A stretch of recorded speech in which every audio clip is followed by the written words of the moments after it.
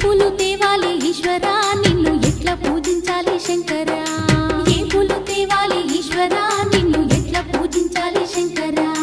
కోటి మహిమలతోని కొలువైన కోటప్ప నిన్ను పూజించిన జన్మే ధన్యమయ్యా ఏ పూలు తేవాలి ఈశ్వరా నిన్ను ఎట్లా పూజించాలి శంకరా ఏ పూలు తేవాలి ఈశ్వరా నిన్ను ఎట్లా పూజించాలి శంకరా